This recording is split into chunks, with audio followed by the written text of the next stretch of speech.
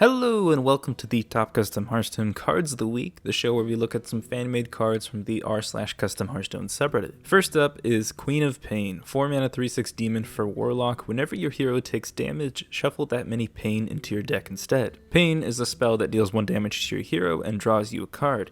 It's auto-casted when you draw it, just like Spider Ambush. In addition, Pain cards also ignore Queen of Pain's effect, meaning when you draw a Pain card with this out on the board, you'll still take the 1 damage and draw a card. So let's talk about these Pain cards. This card doesn't make your hero immune by any means, instead it's just postponing the process. The more Pain cards you put into your deck, the more damage starts to stack up, and the more likely you'll start to receive the damage you've been avoiding. But there are a couple strategies to get around Pain cards. The easiest one is to end the game before you draw your deck. If you've been playing an aggressive deck or teching against one, you might draw half of your deck before you kill your opponent or wrangle in an aggro deck. If you see the game lasting longer, and as long as you're not really unlucky and get all the damage at once, you could use any heal you include in your deck to keep you in the game after taking some points of damage every turn. The next strat is cheesing the system. Sulking Geist, or if you're more extreme, Hemet, could be some options to completely rid your deck of Pain. Even if you still end up drawing some Pains, if you're able to get 8 or more removed with Sulking Geist, it essentially means that this 2-card combo healed you for 8 in addition to their stats.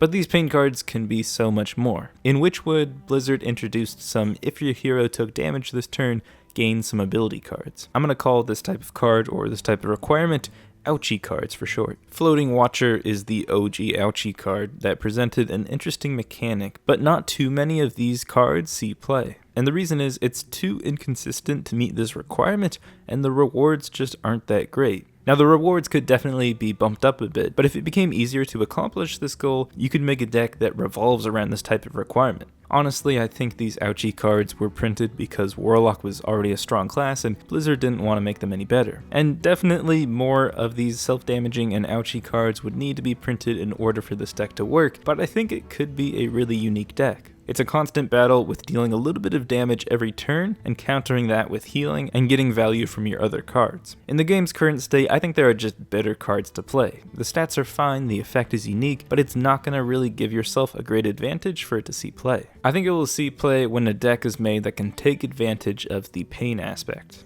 Next up is Faceless Reaper, 5 mana 0/6 neutral with Taunt. This minion has as much attack as the enemy that targets it. So, for example, if a 2/3 attacked into this, it would become a 2/6, and once the move is complete, the attack goes back to 0, becoming a damaged 0/4. In addition to minions, enemy heroes with weapons or any form of attack that attack into this will grant this card with that attack. The overall effect is a really smart idea for a taunt card. Some interesting interactions is that any buffs applied to this card would act normally on offense, but on defense, the attack of this minion always is the same as its attacker. Another interesting about this card is that it's a high cost, high value 0 attack minion. Blizzard's been introducing these cards, eggs, chamber pots, chests, all weird 0 attack minions with no real sense of direction. Most of them are probably just expansion fillers, but I would love, in addition to Meatwagon, there be some cards made to recruit 0 attack minions. They're a really unique set of cards and they never see play because it's never worth the mana to get them out onto the board. If you can get them out there in a cheap or beneficial way, they could make a legitimate deck. But in the current game where this type of deck doesn't exist, would Faceless Reaper see any play? While the card is really good against big enemy minions, or at least ones with high attack, the card suffers in basically any other matchup. Against cheap and small minions, which usually have more health than attack, this card takes a beating. On curve and against multiple options on your opponent's board, this card does not trade well, and you'd be much better off with an Apple Bomb. On offense, this card is a 0/6, so for 5 mana, you aren't even able to deal any damage on your own turns. So in terms of balancing, this card would never see play. You could buff its health, lower its price, but I think my favorite change would be to have it gain the attack of the enemy that it attacks. Meaning you could attack into a Lich King, making your Faceless Reaper an 8/6,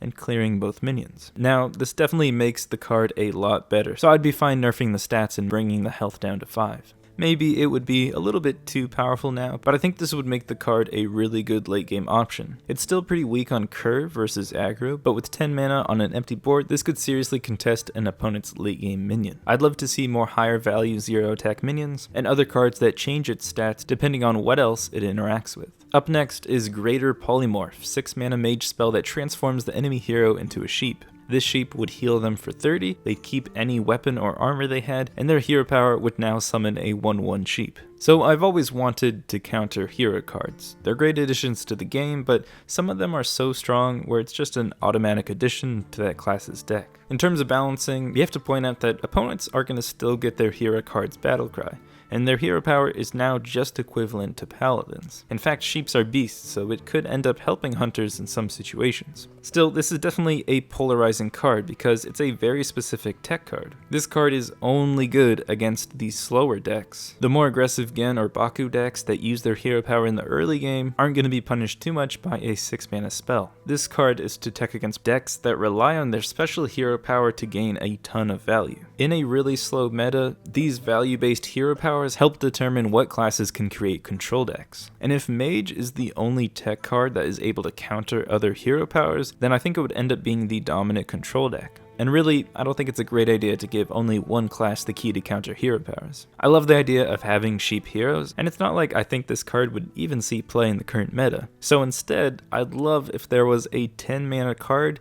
that turned everything into a sheep. All minions on the board, all minions in hand, and both heroes become sheep. I don't think I want to change the minions in the deck because that's probably a little bit too much. Maybe instead set the health to 15 or 20 so it doesn't create super long games, but I just think making everything on the board into a sheep would be an amazing idea. And it wouldn't be a bad card either. It could heal you for a lot and it neutralizes the board. More importantly, I think this would be a fun meme card that you could run if you get tired of hero cards, Shadowwalks, or Baku and Gen decks.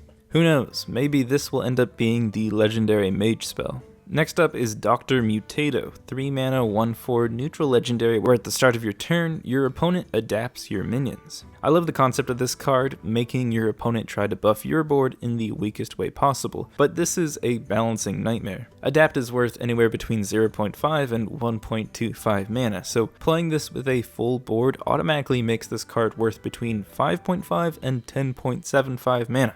This is a 3-mana card. So I think not only does this card need to be class specific, but that class cannot be good at consistently filling a board. To me, Rogue seems like the best fit. It matches the class's flavor, and it's a class that doesn't really have a lot of cards that can fill the board super quickly. So obviously, the best strategy with Dr. Mutato would be to have the biggest board possible. It's going to have a target on its back right away, and your opponent will likely try to get rid of it on their turn, but if it somehow survives, it could lead to some interesting things. First of all, opponents of this card have the luxury of trying to pick the worst adapt possible. If they're lucky enough, they could keep giving your board taunt, meaning you aren't really getting much value out of Mutato. Additionally, they could select stealth and negate any of the taunt you have in your board and open up lethal for themselves. Giving your opponent the reins on how your minions get adapted is going to be really interesting, and it's going to encourage them to pick the options that's going to best fit them, which means you're not going to get as much value as you'd like. One thing I don't like about this card is the idea of it being played in aggro. It's just a one-off, but getting this out early and using its ability to make an early board stronger would be too powerful and annoying. This should be bumped up to 5 mana and the stats adjusted accordingly. It's a great concept for the card, but it would need to be put into a class like Rogue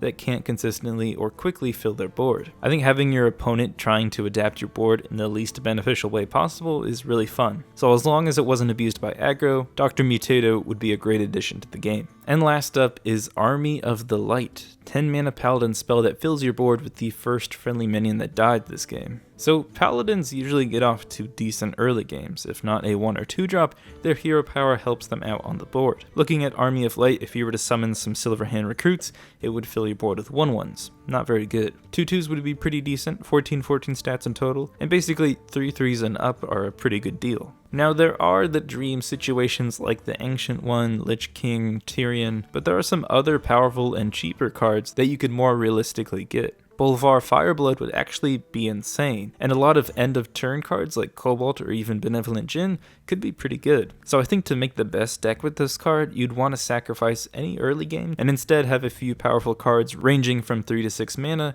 that you can target as your first minion to die. Your opponent could try to play around this card by not killing the minion you put out on the board, but to be honest, they probably have board advantage, and eventually you'd be able to trade it in. Army of the Light is a big swing in the later turns of the game, and depending on what cards you draw and how aggressive your opponent is, it's likely you're going to summon a board of a different minion from game to game. The key to using this card would be to hit the right price point. You need to be able to survive against aggro, but you also need to get enough value from Army of the Light later to make the final push against control. I think it's a unique card and one that could make a big Paladin deck right now. Well, that is all for the top custom Hearthstone cards of the week. Thank you for watching this episode, and until next time, ta-ta.